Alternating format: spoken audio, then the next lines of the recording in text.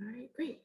And welcome again, everyone. My name is Alexa Moore, and I'm the Job Placement Coordinator for Society and Education. I really appreciate you all coming here today. I'm a part of an amazing team called the Career Readiness and Job Placement, and would love to share out our services with you briefly today. And after, we will dive right into what is going on in the field of psychology, including some trends, roles, and top companies that are hiring. If at any time you have any questions, please feel free to raise your hand and unmute yourself, or you can simply type your question in the chat. Hopefully, given enough time, there will be an opportunity for questions towards the end as well. And so, as you can see, here is the Career Readiness and Job Placement team. We each specialize in one of the 4 meta majors at Skyline College, and just recently we added an additional team member. So some of my colleagues were able to be here with us today to talk a little bit about our services, and I'm going to allow them to introduce themselves. Hi, everyone. My name is Laura DiCaleta, and I'm a job placement coordinator for students that are in the meta major of business, entrepreneurship, and management. I'm happy to join all of you, and I'll let Renee introduce herself. Hi, everyone. My name is Renee Liang, and I'm the Job Placement Coordinator for Arts, Language, and Communication. And I'm excited to be here to hear about these careers in psychology. And we also have Derek. I'll let him introduce himself too. How's it going, everybody? My name is Derek Allenby, new career resource aide for this department. Very happy to be part of this awesome team, and very happy to be able to just have the opportunity to help serve you all and where you're trying to go. This next slide we're going to go to, I think, is a little video about some of the services that we can provide.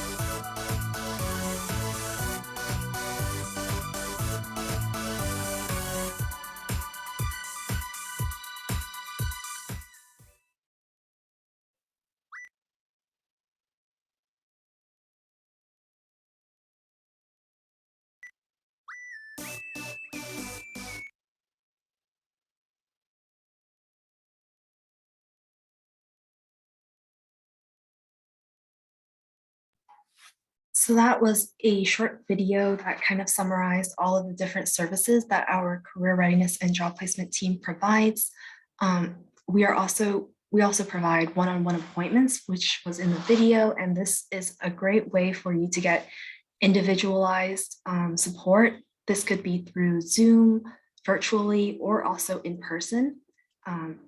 And we can discuss your personal career readiness needs, where you can work closely with a job placement coordinator to support you through the topics of job searching, resume building, network, interview preparation, and also LinkedIn and LinkedIn learning support, which we will talk about it later on too. And we also have job and internship cards that we share out. So these job and internship opportunities we share out every 2 weeks, and we post these new and current job and internship opportunities categorized by the 4 meta majors: arts, language, communication, science, technology, health, society and education, and business, entrepreneurship, and management. Great. And we also monthly throughout the semester, these Get Work Now webinars. And what they are they're a great opportunity for you to hear from representatives from companies that are currently hiring right now. And we try to get one in each of the meta majors so that if you are interested in job now, you can find one within your meta major. So this is a flyer from our last Get Work Now this summer, and we will hopefully have more this fall as well. The final thing that we do a lot is called these career prep sessions. And these are fantastic ways for you to build your skills in job search. So we do job search support, we teach a readiness, networking, and interviewing. So these are an hour-long workshops that really help you prepare and feel confident in kind of these areas. And so you feel like you're ready to go out and get them. And we hold them throughout the semester. And we can also, as Renee mentioned, if you do need help right away, we can help you in one-on-one sessions with any of these as well. But the workshops are really great to kind of go over the whole thing. Yes, thank you so much, Laura and Renee and Derek, for talking a little bit about our services. And I'm going to talk about some the last 2 things that we are currently doing with the campus and with students. And one is LinkedIn profiles and LinkedIn Learning. And so LinkedIn is a professional networking social media website, and it's for job seekers and also for businesses. And so essentially like recruiters as well. And we can help you create and polish your LinkedIn profile to get it to where you want to be, especially if you're looking for a job currently, or just want your profile to be up to date and current. We can also help you get free access to LinkedIn Learning, as we have paid subscriptions for our students to access LinkedIn Learning free. And LinkedIn Learning is courses taught by industry experts in different categories, so software, creative, and business skills. Essentially, you can pretty much type almost any interest that you have, and it'll direct you to show you what type of courses, videos, and learning paths that they have available. And so if that's something you're interested in, I will be providing all of our contact information at the end of this presentation as well. So you'll be able to reach out to us directly and let us know if you're interested in learning more about any of these events or services that we provide. And then the next one is our career conversations. So these happen throughout the semester. And during the career conversations, these events are specific to industry professionals coming and talking about various career topics, which can range from salary negotiation to workplace culture. We usually try to get input from students to see what it is they're really looking for, and also get feedback from industry professionals to understand what's something that is really important for students to know, those who are already in the workforce or those who are going to eventually enter the workforce as well. And so that kind of concludes the services that we have. And so now we'll go straight into the current trends that are happening in psych, which I know, drum roll, you guys were all waiting for. But I really want to thank my team again for being here and supporting and just introducing themselves. We are all more than happy to help you with anything career related that you may need, even beyond the scope of these events. So if there's anything you think of and we can help, we would be more than happy to help you with that. And so I've already introduced myself, so we can go ahead and move to the next slide. And we're going to talk a little bit about the impacts of COVID-19 into the field of psychology. And so I have a couple of key points here on this slide, and I'm going to talk a little bit about each one. And so, I mean, I'm sure we're all aware that the pandemic caused a lot of disruption amongst many industries, probably almost all industries. and that includes psychology. And there were large scale job losses and cutbacks, especially when the shelter in place took effect, right? And I think that was a challenge for everyone. Some additional challenges specific to psychology include certain assessments and tests that would lose their validity and become unreliable because it is something that really couldn't be done over video or over the telephone. Some of those that were listed include intelligence tests, motor heavy measures, school assessments. It became a challenge for many organizations that provide these services. And also something to keep in mind would be ethical considerations as well. And again, that validity piece. So for example, sometimes child-parent interviews that are happening virtually, where specialists or psychologists are interviewing children and parents together and separately could really alter the interview process because you never really know who's in the room with you when you're in a virtual setting, right? So those type of questions came up a lot of times for psychologists thinking, is the child really able, or anyone in that matter who's receiving services, to feel comfortable enough to have some honest answers if someone else is in that room with them, right? So those were some of the challenges that were faced during this time. And although these impacts presented to many psychologists of all different specialties, were able to adapt in a way that they were still able to provide a majority of their services, whether in research, education, or even mental health.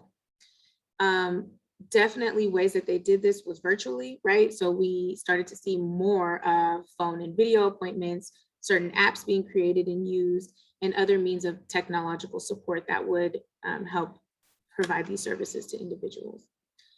And so now we're going to look a little bit more into what it looks like for some specific roles. And so we can go ahead and look at what's going on now. And I'm just going to double check here to make sure that I can see the chat. So if you have any questions, I'll be sure to get to those questions as well. So what's going on now, right? So we had the pandemic. Some would say we're still in a pandemic. And how has this still affected psychology? And so there are still jobs and career paths in psychology. And the future of psychology industry will look different than it did before the pandemic, for sure, as many industries will. So we're going to take a look at the top 10 trends in psychology right now for 2021 through this video, which will quickly cover each area. But before we go into the video, I just want to point out some additional key points in one area that has already been present in the field of psychology and is consistently growing. And that is the use of technology and social media platforms. So although the pandemic did cause an influx of this type of use in the field, it didn't necessarily mean that it wasn't always around. And so I wanted to point out that psychologists have been using social media platforms to broaden their reach, including, and in all specialties again, so including researchers who are usually using social media platforms to release results earlier. So studies and data that they have collected. So sharing actionable data and information. I don't know if the video will mention it, but the article connected to this video does from the, I believe it's the Applied Psychological Association, provided information saying that researchers were able to provide early insights on data for mask wearing and the importance of mask wearing within their research. And many other ways they've supported as well, not just for the pandemic, but just getting information and data out there. And that video will cover it for you. Also, psychologists began using mental health apps a lot more. And so I even read about Instagram accounts and TikToks, which is very popular amongst this generation, focusing on psychoeducation. So in this way, psychologists have mentioned they've been able to create their information and important relevant information more digestible, fun, and engaging for individuals, while also still presenting this valuable information for your own mental health or mental health awareness in general. And so another thing that was presented were psychologists felt more relatable to their patients, and they also created a more humanizing effect to building, again, a deeper open relationship with their patients. And the last key point with the social media platforms was reaching a more diverse audience. So now with the internet and with social media sites, since so many people, you can use so many different social media sites, including Instagram, TikTok, Facebook, LinkedIn, all of those to get information across, it reaches more people. So people who might have not had access to this type of information before can get it on the internet and can get it through a variety of different tools on the internet, not just browsing, but through these social media apps that they are probably heavily into, for those of them who are. So just wanted to point out those key topics that were shared within this using social media platforms. And now we'll go ahead and play the video, which will cover the top 10 for 2021 in psychology. Here's your countdown for the top 10 trends in psychology in 2021. 10. Psychology's growing role in law enforcement. Psychologists are tackling overly aggressive, racially biased policing on multiple fronts. New psychological research is shaping legislative and agency priorities, while police departments across the country are embracing psychological interventions with promising results. 9. A new push to reach underserved communities. The twin pandemics of COVID-19 and racial injustice have shone a spotlight on health disparities and underscored the need for more research and outreach to better support diverse and underserved communities. 8. Important lessons from distance learning. Changes in education forced by the COVID-19 pandemic have highlighted the importance of principles like good self-management and social-emotional learning in the classroom. Educational psychologists say this could lead to lasting improvements in education. 7. The national mental health crisis. The COVID-19 pandemic, along with additional political, financial, and social stressors, has had a profound impact on Americans' mental health. Psychologists must act now to help those who need it and to prevent a more widespread crisis. 6. The growing field of psychology. While the world continues to grapple with great uncertainty, data suggests that the versatility and human skills a psychology education helps build are a boon in the face of instability. 5. Mental health apps are gaining traction. COVID-19 could accelerate the development of more mental health apps, and psychologists say that self-help apps are leading more people to therapy rather than replacing it. 4. Psychology research is front and center. Though the COVID-19 pandemic has disrupted research, it has also highlighted the importance of psychology as funders turn an eye toward research that could help us prepare for the next pandemic. 3. The continued fight against racism. In the midst of America's racial reckoning, psychologists are playing a key role in rethinking bias, policing, and other issues, while also looking inward to dismantle racism within the field. 2. The increasing impact of social media. Psychologists are broadening their reach through social platforms. Researchers are sharing their results earlier, clinicians are sharing more mental health advice, and psychologists are reaching a more diverse audience. 1. Healing the political divide.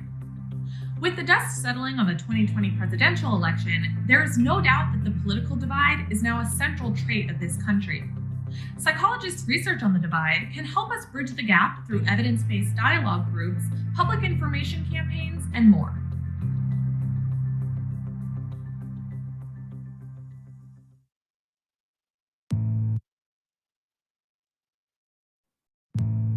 Here's your countdown for the Thank you. And I'm going to correct myself. That was the American Psychological Association. So I think I said something a little bit different prior to, but they have a lot of great information for what's trending in psychology and what to look forward to, and just continuous topics to share. So definitely check that out on your own if that's something you're interested in. And we'll go ahead and move forward to what's going to be happening next. Like, what does psychology look like in the future for this industry? And sorry, yeah, thank you. So psychologist skills are in great demand. Human skills are super essential for job seekers. And so despite the economic losses that were created by the pandemic, by COVID-19, certain skills have remained in high demand. And I listed a few of the skills here, the top skills that were presented, which are communication, management, leadership, problem solving, teamwork, and critical thinking. And so these skills were dubbed resilient by a recent report from the Labor Analytics, what is now known as Burning Glass, in combination with MC, if I'm pronouncing that correctly. And so that is a labor market and analytics economic data site. And so predominantly these human skills that are part of and parcel of psychology education. So these are things that are high in demand within the industry and what you would gain within your academic journey, right? And so the next point on there is, it mentions that psychologists are going to be needed wherever there are people. So it's not something that's going to fade away or go away. And we all, I think, can agree that mental health is super important for everyone. And although the mental illness rate is high, is at an all-time high actually in all over the country, right? So again, wherever people live, the amount of psychologists available or who can provide help are low. And they're especially low in these following states here listed. So California, where we live, or if some of you are joining from other states or live outside of here, but California, right, is where Skyline College is located. We have Oregon on here, Washington, Utah, Montana, Colorado, Illinois, Kentucky, Ohio, West Virginia, Idaho, Nevada, and Wyoming. So psychologists are really highly needed here, but again, highly needed everywhere, right? So the field is projected to grow over the next 10 years at a rate of 8.4%. And so that means in the amount of jobs that are going to be consistently growing and becoming available throughout the field. And so something that I kind of mentioned before, I said that psychologists have already been using technological support to do some of the services that they provide. And it's also known as telepsychology. So it's been around and it's proven to be highly effective and has been around since the 1990s actually, but just recently, given the pandemic situation, has influxed greatly, right? And so new apps are rolling in and other ways of providing that information and those services has increased.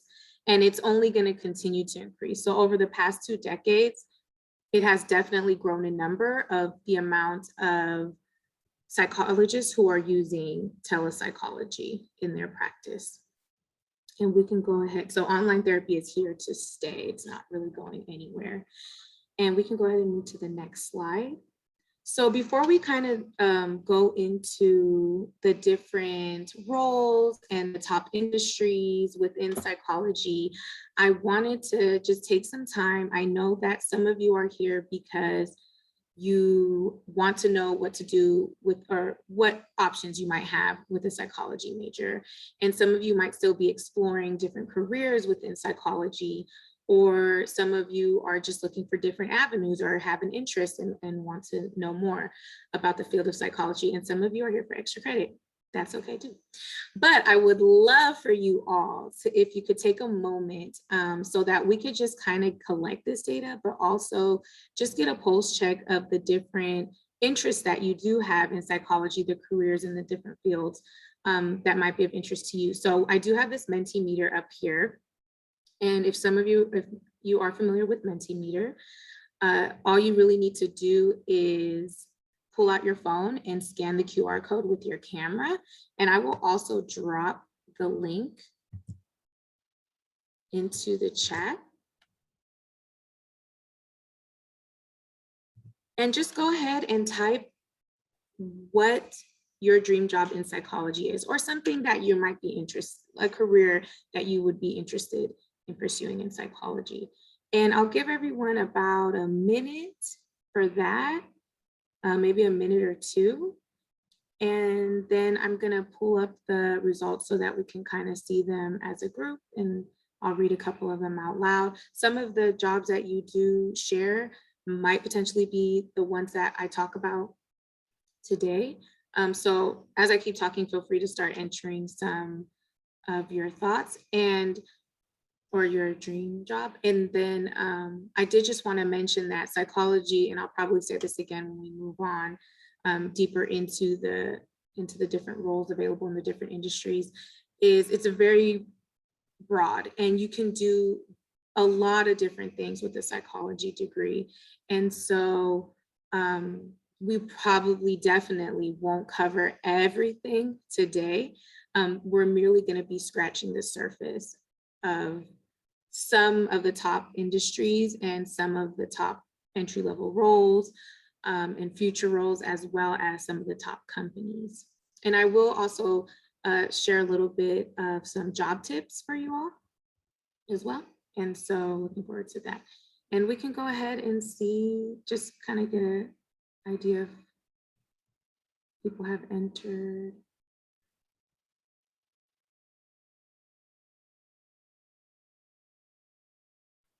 Great. All right, so I see social worker, I see clinical psychologist, nursing, no idea. That is wonderful too, because maybe something will spark today. I'm trying, it's my screen is so tiny, I'm sorry. School psychologist, family therapist, children, doctor, research, psychologist, organization psychology, great, clinical psychology, awesome. So this is great, I love this. This is gonna be good for me to know in the future as we move through the Careers in Psychology series. As we mentioned, it would be impossible even in one semester or one sitting to just digest all of the different roles and occupations and industries that you could work in doing this type of work. So I see ones that I have never even heard of before, so I'm super excited to look into those as well. But mental health is there, culture experiment, forensic neuropsychology. So this is great. I appreciate you all participating and sharing these. It'll be really valuable. And some of these roles that you have mentioned will be some that we'll talk about. And also, I will give more information about future events coming up in the Careers in Psychology series this semester towards the end of the presentation as well. Thank you so much, Renee, too, for helping with that Zoom. That was awesome. So we'll go ahead and move on to the top 3 industries for psychology in the Bay Area. So as I just mentioned, there are many different industries that you could find yourself in with a degree in psychology, different companies as well. But today I'm going to focus on the top 3 industries within the Bay Area. So these would include Alameda, Santa Clara, San Mateo, Contra Costa, and San Francisco counties. And so salaries in the salary ranges in salary does range in psychology. And so it can be anywhere. So this is a national level from about 50,000 with your BA, and then 60,000 with your master's, and about 86,000 with your PhD. But the median in the Bay Area, so the average is about 77,000 per year. And we can go ahead and go to the next. Oh, I'm sorry. And let me read these for you really quick. But the top 3 industries for psychology in the Bay Area are healthcare and social assistance, educational services, and public administration. And so we'll start off with healthcare and social assistance. Excuse me, I'm all tongue-tied today. So the field, again, super broad. We're going to focus right now on healthcare and social assistant. And looking at these, we're going to talk about the entry-level roles that are available in the Bay Area and in other parts of the states in the country, right? So these are some pretty entry-level roles that you could start in and actually move into what I have down below as the future job, right? So if psychology is definitely something you're moving through in within the healthcare and mental health and social assistance. And as you move through your academic journey, these are some jobs that you might consider doing. And as you get the certification and degrees that you need, these potential jobs actually help towards the clinical psychologist, which I did think I saw and read on your dream jobs. And so the first one is a case manager, and some of you might have already heard about case management before. Some of you may not, or have seen the position out if you're looking for work currently, but case managers typically oversee and manage patients' emotional and physical health. They do this by assessing their clients' needs, finding the best possible options for care that can help them improve their health. This can involve discussing treatment options with clients, maintaining communication with patients and their families, and working with human service organizations to provide care to clients who need it. Some of the top companies that hire case management as well are Therapy Travelers. So Therapy Travelers is an organization that's national, and it's similar to a staffing agency. So they'll actually place you in locations that are looking, right, for particular roles. And it's not just limited to case managers, but I'm just looking at entry-level roles. So they do social work, psychology, even have some educational components as well, like school psychologists and things like that, like specific. But that's one of the top national companies. And then Seneca also hires case managers, and those are all throughout the Bay Area as well. So you can find them in Alameda County, you can find them in San Francisco County, and the Contra Costa, like San Jose area as well. And Seneca is a center for children and families. So they provide community-based and family-based service options for emotionally troubled children and their families. And so it provides continuum of care ranging from intensive residential treatment to in-home wraparound services, or even to public service-based areas as well. So such as school districts and things like that. And then also in these areas, and ATX Learning also is a staffing agency as well, but more so specifically for school districts, although they do provide and educational organizations, but they do provide both educational and medical professional and specialists, so they can have a variety of different roles on there.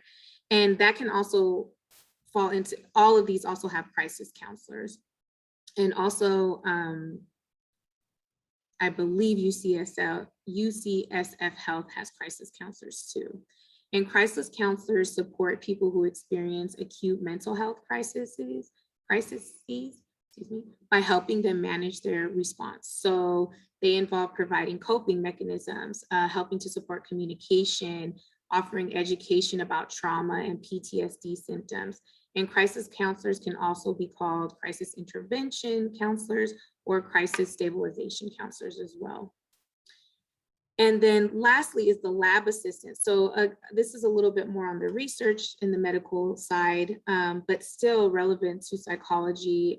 So a laboratory assistant is a scientific professional who helps the scientists with their research and experiments in a laboratory. In psychology, laboratory assistants help with research and studies that involve experimental psychology, new developments in the field. Many of the laboratory assistants in psychology work for places like university psychology programs and government agencies as well. So looking at like UCSF Health, but also any university or institution that usually has a psychology department would and potentially be hiring lab assistants as well if research is something ideally that you're looking to pursue. And so I think I covered everything on here. Again, these entry-level roles can help build the skills that you would need to move into a future role as a clinical psychologist while you continue your education, depending on what your learning goal and your ultimate career goals are. And we can go ahead and go to the next slide. So educational services. And this is number 2 on the list. And again, in educational services, there are many different roles that you can move into with a degree in psychology. But we're gonna, again, just look at some of the entry-level roles that you could start in and future job once you move through these entry-level positions. If this is something that you're interested in doing, is a school psychologist, which I also did see on the Land Your Dream Job Mentimeter. So that's great. I'm excited that some people here are interested in becoming school psychologists. And so some of the entry-level roles that you would see that can kind of help shape you and help give you the experiences that you will need in order to become a school psychologist would be a behavior technician. And I'm sure maybe some of you might have heard of a BT before. There's also RBT, which is registered behavior technician. And also within this field, you can move into higher roles such as case management and supervisor roles as well. But starting at the entry level, the behavior technician works with doctors and other healthcare professionals on the team to care for patients with behavioral conditions.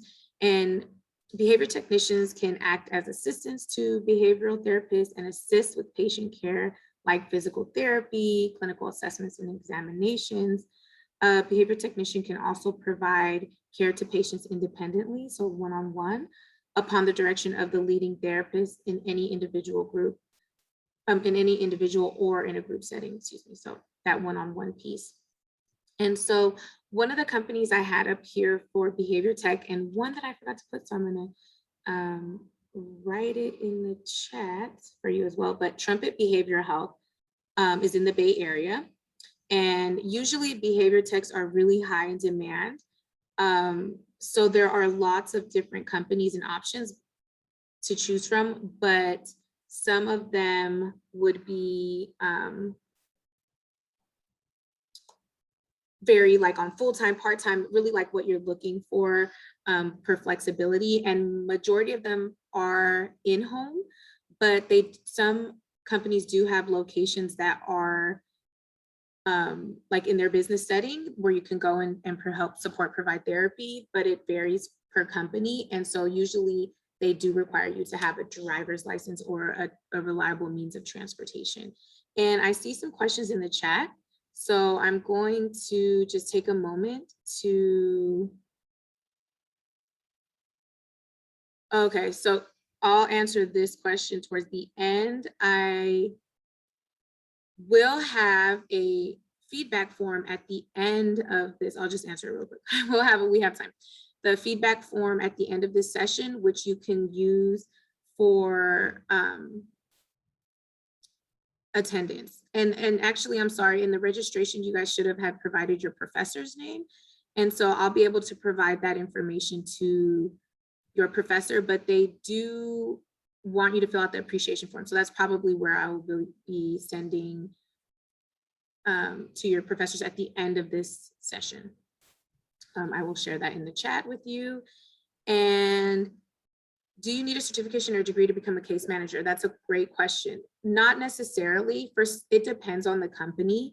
And what's funny is that entry level can really vary. So entry level can mean three of the essential things: high school, associates, and a bachelor's. So depending on the company, they'll be specific in the job description of what they're looking for as far as experience. And many of them have equivalent. So if you've worked in nonprofits or if you've worked in that type of field already, like maybe in a different role or capacity. So I'm thinking like sometimes they have residential overnight supports at certain centers, and I'm trying to think of what's the name, like residential living centers where they support maybe like drug and alcohol abuse or mental health, have starting points in that way where like you really don't need anything but a high school diploma and you can move in. But it would really depend on the company. I would say definitely most case managers would like you to have an associate's or experience. So as I mentioned too, like the behavior technician roles usually can move into case management as well. And they would probably, you're pursuing school at the same time, but if you've had enough experience, I'm sure that's a role that you can easily move into because you've already started as a behavior tech.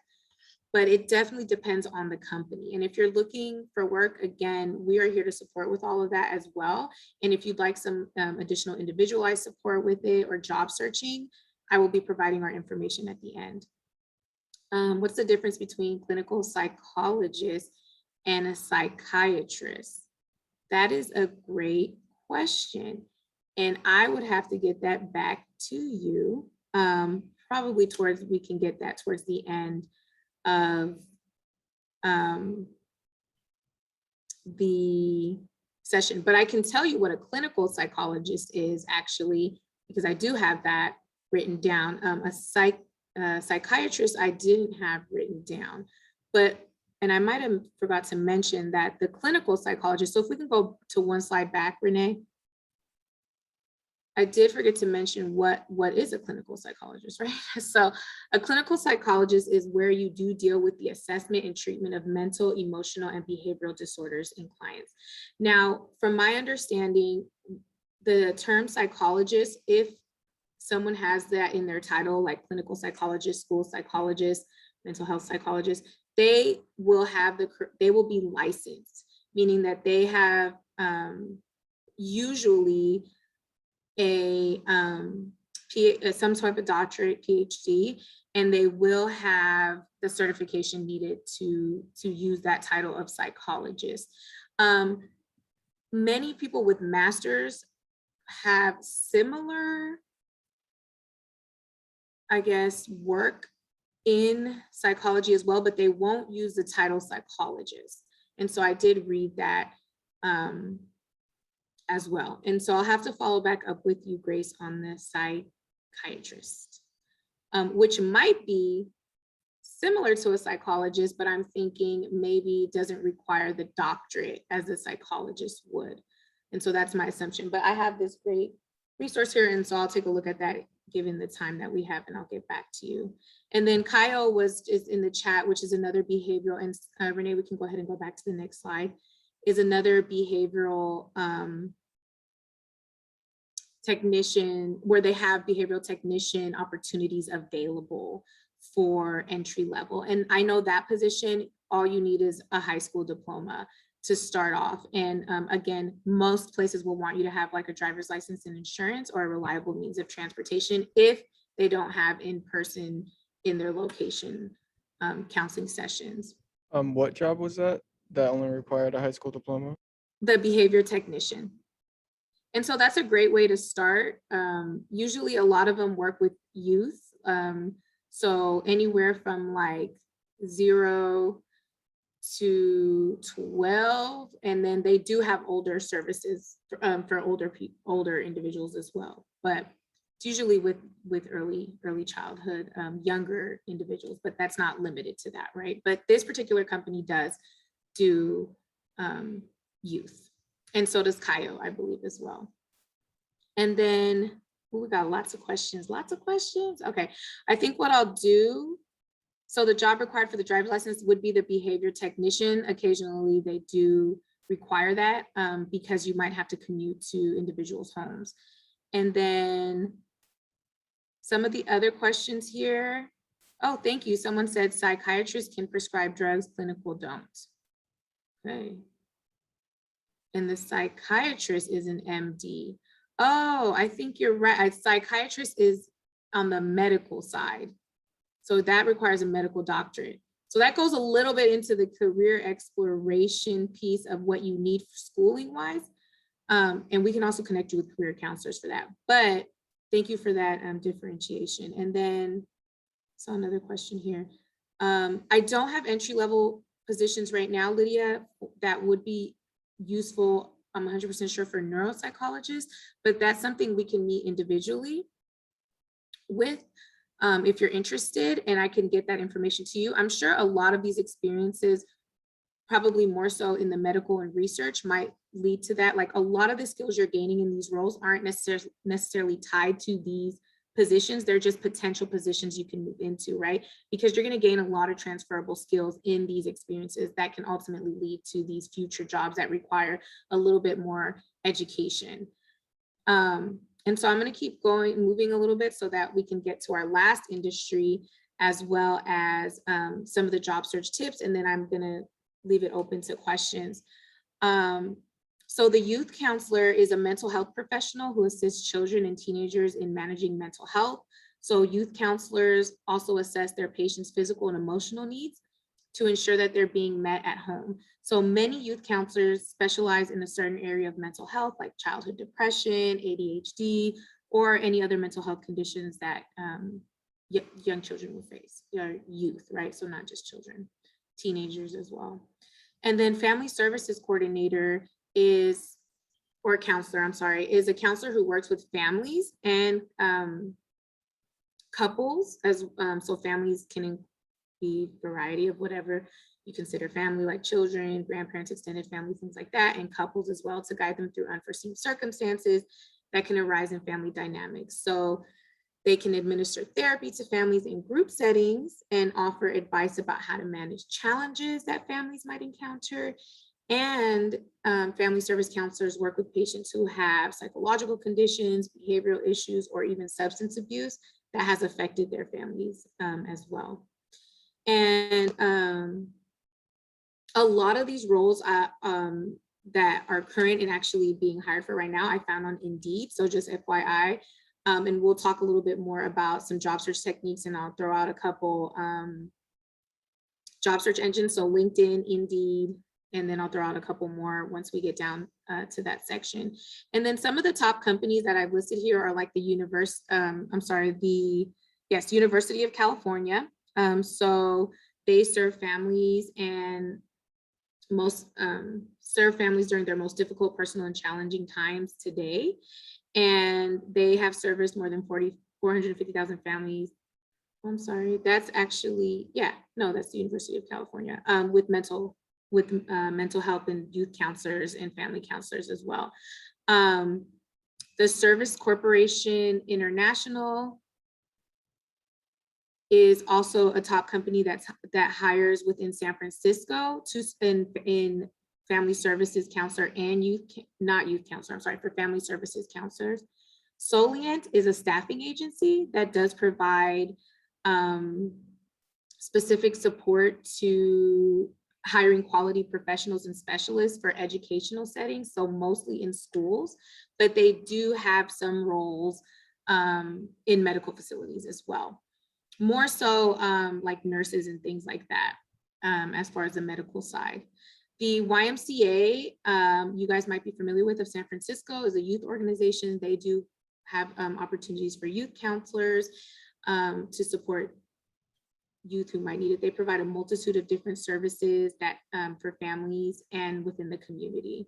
So those are some of the top companies that are hiring right now within these type of roles. And then we can move to the last but not least, public administration industry. And again, you can, and I'm sorry, did I tell you guys what the school psychologist does? Did I mention that? I can mention really quickly the school psychologist, which was one of the future roles you can use with that, does help. And I don't think I wrote it down. No. I have it here though, so I'm going to read it to you guys.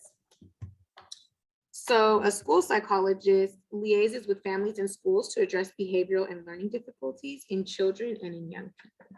So essentially that is what a school psychologist is doing. And then we can move to the next slide. Thank you, Renee. And so the public administration.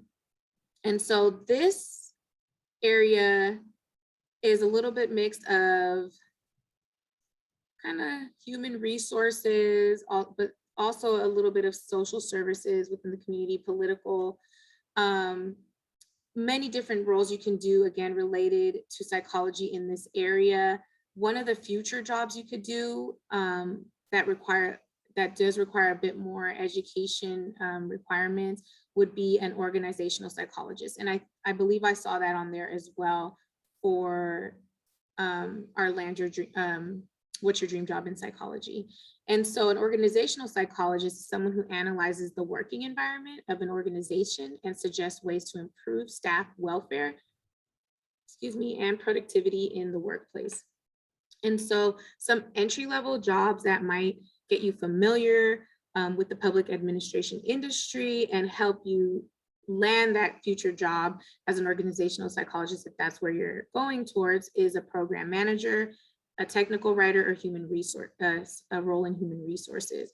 And so a program manager is in charge of leading several projects that contribute to a larger organized program. So program managers who work in psychology might create and oversee programs that promote positive mental health, educate the public about mental health maintenance. Many program managers in mental health also work with children. They create youth programs that support young people in their social development and mental health awareness. So they're really providing information and training and support. A technical writer is someone who specializes in writing that focuses on a specific subject and making that information easily accessible and understandable. So again, technical writers who are in psychology might write guides or manuals for mental health facilities or produce journal articles on developments in mental health. This process can involve determining which genre to write in. So you might want to think about that and performing particular research on that subject, right? And communicating with other professionals to ensure that the information that you write about is accurate. And then lastly, human resource positions or human resources personnel are often responsible for dealing with hiring, not limited to hiring, but training, hiring. It depends on what interests you in human resources, right? But there's much more to human resources than finding the right people. So it's also about keeping the right employees, right? So there's definitely more behind it, and also implementing the policies that make the work environment more conducive to productivity. So those are that's kind of what human resources will cover. There's a kind of variety, and depending what industry you're in and what opportunities are available within that role.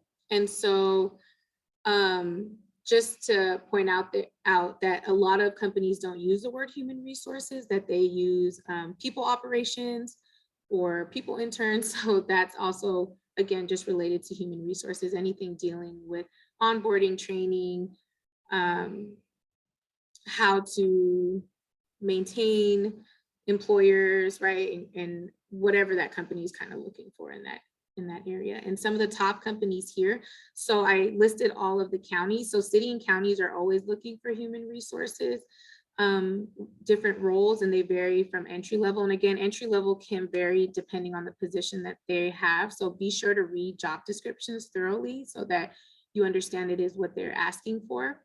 But again, San Francisco, Santa Clara, San Mateo, Alameda are all city and counties that are within our within the Bay Area. And then Lonza is a company that is supporting healthcare and biomanufacturing. So a scientific aspect of it as well. But they also look for human resources. So every and any business operating is going to be looking for human resources, and that can vary upon the industry, right? But they are currently hiring. They have multiple locations. I think I feel like it might have been Oakland, but it's definitely within the Bay Area in human resources. And then Google, I'm sure you're all familiar with Google, but they are also hiring in what they call people operations as well, similar to Tesla. Tesla is actually hiring in Fremont right now, and they actually have internships going on. So if you're in your third or fourth year pursuing a bachelor's, or you know someone in psychology, in organizational psychology or related field, they have that opportunity for an internship, and it's I think it's either 8 or 12 weeks long, but these are internships that they consistently do. So even if you're, just finishing up your associates and you're transferring to get your bachelor's, these are something you can keep in mind if that is a company that you're interested in working for, or even just getting an internship opportunity that is really going to help you understand a little bit more about how organizational psychologists work in a company. So that's in Fremont, which is close to Peninsula a little bit. And then the last company I think I have on here is the U.S. Department of Veterans Affairs. So they obviously support with health and administration resources for veterans and their families. They also do often have very entry level. The one that I looked at for human resources did not require a bachelor's, which was good to see, only because it gives people opportunity to really get their foot in the door and start working, right? So I believe it did require an associate's or experience. So many of these positions have an or equivalency to experience, and that could be academic experience, and they'll be specific to that job description, what it is that they want to offer. And so I'm gonna run, I know we're running out of time and I didn't think we would. So the next slide is really quickly, just some job search tips. Utilize job search agents, like I said, Indeed, LinkedIn, Monster, Glassdoor, all great resources. We have a ton of resources as well, so I'll leave our information as well. Be visible on LinkedIn. It's a platform that many recruiters, many companies are using, and it can keep you in the know of who's hiring and companies you're interested in. Keep track of any contacts or jobs that you've applied to, and that's why I kind of mentioned the Tesla opportunity. You might not be in your 3rd or 4th year towards your BA right now, but that might be somewhere you're going. So keep Tesla in your mind, because like I said, these internships run consistently, probably either by hours, like twice a year or once a year. Get support from friends and family and from the Career Center, right? The Career Readiness and Job Placement Hub, because we are here to support you. And just try to maintain a positive attitude, because the job search is not easy. And that's why we are here to help. Lean on your friends, lean on your families, know that you're not alone in this process, right? We want to give you the tools that you need to be successful in job searching. The next slide is just our flyer for the Careers in Psychology. We will be having a guest speaker, which 2 of our psychology faculty members will be hosting with a behavior technician. That is on the 15th. So we would love for you to attend. I'm sure you've already heard about it. We will be getting it out through all platforms of email and blasting it as much as we can, so you can attend, and we will send individual ones as well. Last slide is our contact information. And I'm just want to get to these questions. So feel free to email us. Our contact information is there. You can also call us if you're interested in scheduling an appointment or have a question. We want to assist you with all of these needs, okay? And so I'm going to drop in the chat, because we are running off of time right now. Let me just pull up the feedback form. So if you could just click on this link and provide us your feedback. I'm going to drop it in the chat right now. We would love it. And I can also get it to any professors that you were here for extra credit for. And let me see if I can get to these questions. So neuropsychologist Lydia, please reach out to us and we can further look at that. Background checks, do they perform? Do you need to get fingerprinted also? Deborah, I'm not sure for which position that was for. If you're still here, if you can clarify the position you were wondering about.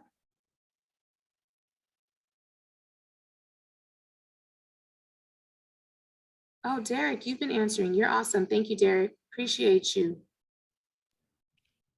Which link am I supposed to click to fill out the Oh, I'm sorry. I sent it to one person, not realizing I didn't switch it. My bad. Thank you. So if you're still here, please fill out this form. Now everyone got it. It's a feedback form, and I will be sure to get it so that you get that extra credit. And thank you all for attending. Super appreciative. I hope it was helpful in one way or another. Again, we're here to support you. So if you need a little bit more individualized support, it was just scratching the surface really of some of the top industries. So the name of this event is, you can put Careers in Psychology. It's totally fine. Careers in Psychology series. I'll write that in the chat.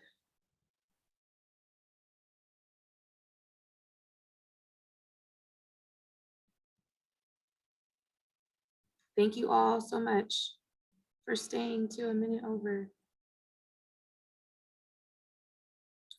Thank you. Have a good day. Thank you. Thank you all so much. Super Thank you. appreciative. Thank you. Thank you. Have a great day, everyone. Thank you. I'm still working on the Thank form. you.